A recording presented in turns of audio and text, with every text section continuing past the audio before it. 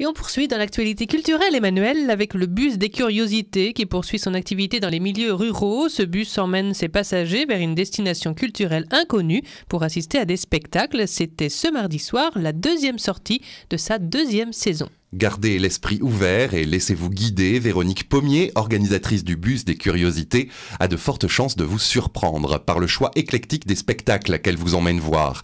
Elle revient d'abord sur le concept de ce bus des curiosités. Le principe, c'est un public qui s'inscrit, il ne sait pas ce qu'il va voir et où il va le voir. Il connaît le jour, l'heure du départ, mais il ne sait pas quand il revient. Si c'est 2 heures plus tard, 3 heures, le lendemain, qui sait. Et vraiment, il monte dans un bus, il ne sait rien à part qu'il va sur une destination culturelle.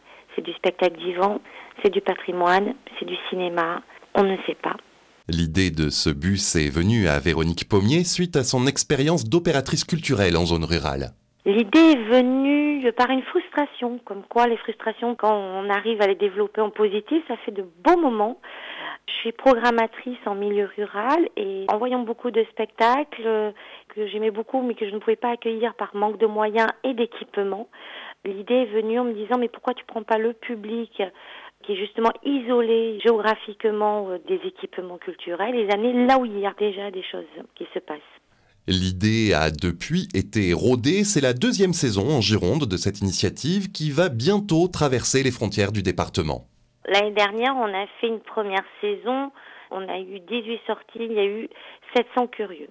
On est plutôt très contents.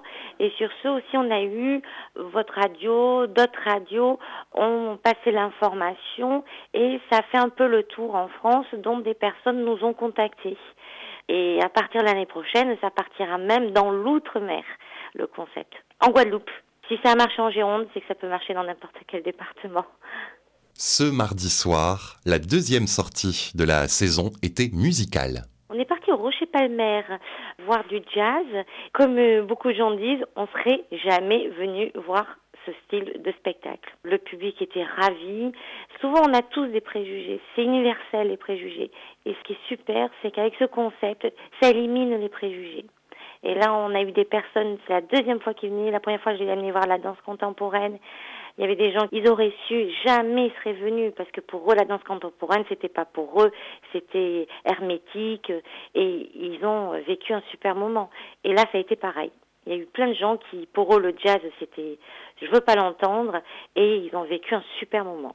De la danse pour commencer, musique pour continuer. Quel sera le prochain spectacle vers lequel vous emmènera le bus des curiosités?